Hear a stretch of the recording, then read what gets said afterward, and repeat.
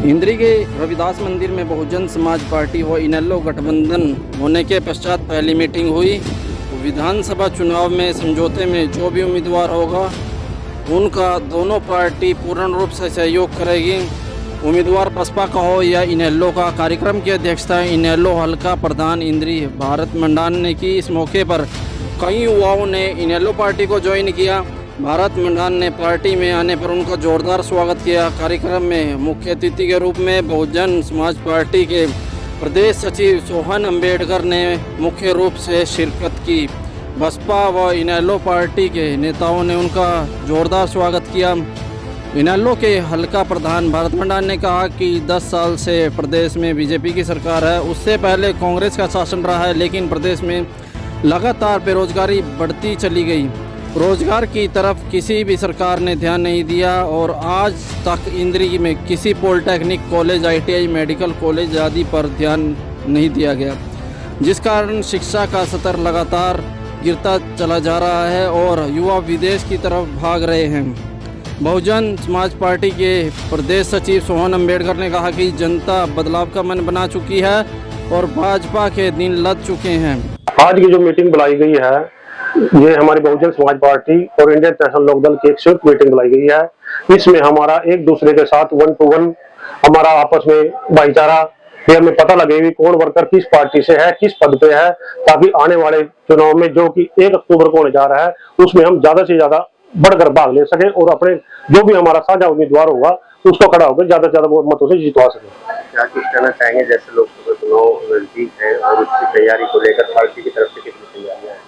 जैसा कि आप पहले ही हमारे चौधरी ओम प्रकाश चौटाला कह चुके थे कि ये इलेक्शन जल्दी करवाएंगे, ये पूरा समय नहीं बताएंगे, क्योंकि ये इस चक्कर में थे भी अगर अब हम घोषणाएं करते रहेंगे, अगर समय बीत गया तो घोषणाएं पूरी नहीं कर पाएंगे, लोग हमारे खिलाफ हो जाएंगे। आप देखोगे कि मुख्यमंत्री साहब ने पिछले 15 से 20 दिन से सिर्फ घोषणाएं हो रही थी और ये घोषणा इसलिए कर रहे थे भी अगर ये पूरी भी करनी पड़ेगी, अगर इलेक्शन जल्दी नहीं बुलाएंगे तो इन्हें इसीलिए आनंद फानन में जल्दी से जल्दी इलेक्शन करवाए 1 तारीख में।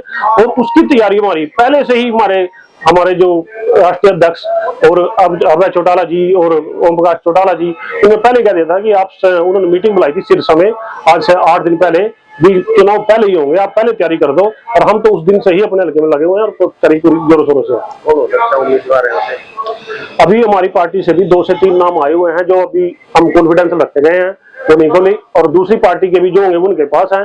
अब जैसे ही कोई साझा सीट हमारी घोषित होगी, अगर हमको मिलती है इंडियन नेशनल लोकदल को तो हम अपना घोषित करेंगे, अगर इनको मिलती है तो ये अपना घोषित करेंगे, उसके बाद हम उस पर डिस्कस कर पाएंगे। इनेलो की अगले 4 से 5 दिन में ही हम अपने प्रत्याशी घोषणा करने की पूरी करेंगे। जय भीम, जय भारत। मैं एडवोकेट सोहन अम्बेडकर। आपका डेजिग्नेशन क्या है? मैं हरियाणा प्रदेश सचिव हूँ अभी करंट में, बहुजन समाज पार्टी हरियाणा। सर, आज तो बहुजन समाज पार्टी ने लोग की जो मीटिंग रखी गई है, पहली मीटिंग इंद्री में होने जा रही है चुनाव से संबंधित, क्योंकि जब से समझौता हुआ था, जब से कोई मीटिंग नहीं हुई थी, अब एक मीटिंग रखी जैसे चुनाव की घोषणा हुई है, उसको लेकर आप क्या कहेंगे? आज यहाँ बतौर मुख्य अतिथि के तौर पर आप पहुंचे। जी जी बिल्कुल पत्रकार महोदय जी, मैं आपको बताना चाहूंगा कि हरियाणा में अभय सिंह चौटाला जी एवं आकाश जी के नेतृत्व में और हमारे प्रभारी आदरणीय बेनीवाल जी राष्ट्रीय जो प्रभारी हैं, उन पे भिन्न भिन्न राज्यों के प्रभार हैं और वो हरियाणा में पूरी कमान संभाल रहे हैं, जो कि बहन कुमारी मायावती जी के निर्देशानुसार यहाँ पे कार्यरत हैं। और हमें भी जो जिम्मेवारी मिली है, जैसा कि इंद्री में आज आप देख रहे हो कितने साथी जो दूसरी पार्टियां छोड़कर अपने यहाँ पे इनेलो और बसपा गठबंधन को ज्वाइन किया है, और हमारी रणनीतियां भी यही रहेंगी कि सर्वजन तक ये बातें, सर्व समाज तक हम पहुंचा सकें कि जो हमारी घोषणाएं हैं, सबसे पहले सबको पता होना चाहिए कि घोषणाएं क्या हैं। हमारी घोषणाएं जो मुख्य है, मैं आपको मुख्य बिंदु थोड़े अवगत कराना चाहूंगा। उनमें रहेगा जो बेरोजगार है हमारे साथी, वैसे तो सभी को रोजगार दिया जाएगा, पक्के रोजगार, कच्चे हैं उन्हें पक्का किया जाएगा। इसके उपरांत अगर कोई बच जाता है तो उसे बेरोजगारी भत्ते के रूप में, जो बाबा साहब ने अपने टाइम में कभी स्टार्ट किया था, वो 21,000 रुपए पर मंथ दिया जाएगा। और ऐसे ही जो बाबा साहब जब लेबर मिनिस्टर थे तो बाबा साहब ने कहा था कि वृद्ध पेंशन होनी चाहिए, तो उसी की तरज में बहन कुमारी मायावती और अभय सिंह चौटाला जी जब बैठते हैं तो उनको एक ही बात समझ में आती है कि लोकहित के कार्य करने हैं, सर्वजन सुखाए सर्वजन हिताय की नीति पे कार्य करना है। उसके तहत जो वृद्ध पेंशन है वो 7,500 पर मंथ रहेगी। और ये बातें आपको जन जन तक पहुंचानी है, सबको शेयर करनी है, ताकि सबको पता लगे जिस घर में हमारा कोई वृद्ध है और हमारा कोई ताऊ ताई है तो उनको 7,500 पर मंथ मिलेंगे। यानी एक घर में अगर कोई ताऊ ताई है तो उनके घर में 15,000 आएंगे और उनकी इज्जत डबल हो जाएगी घर में। ऐसे ही जो विभिन्न प्रकार की बिजली पानी सुविधाएं मुफ्त की जाएंगी और जो अपना बेरोजगार अपने साथी है उनको पक्का किया जाएगा। 100 गज के प्लाट दिए जाएंगे, सोलर पैनल लगाए जाएंगे ताकि जो बिजली की हम बात कर रहे हैं वो फ्री में दी जा सके। ऐसे विभिन्न सुविधाएं, ये मैंने आपको कुछ मुख्य बताई हैं, ऐसे और भी हैं। और आज ये जो आप जन आंदोलन देख रहे हो साथियों का यहाँ पे, और इसमें जो युवा साथियों की भागीदारी हो पाई है, मैं सभी का बहुत बहुत धन्यवाद करता हूँ।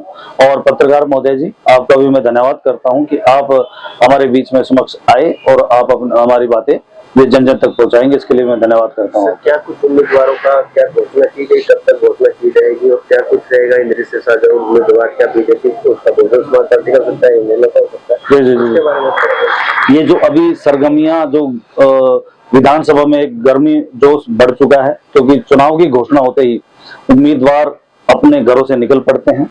और हमारे अभी जो संपर्क में है 5 से 6 उम्मीदवार अभी करंट में हैं, जो सिर्फ बसपा के, मैं आपको बता दूं। और अभी इनेलो से तो और भी साथी हैं और अभी उसकी घोषणा होनी है कि ये सीट किसके पास जाएगी, क्योंकि गठबंधन में कुछ सीटें किधर जाती हैं, कुछ सीटें उधर जाती है। और उसमें 37 बसपा की हैं जो हरियाणा की बता दूं, और 53 जो हैं अपनी इनेलो की हैं।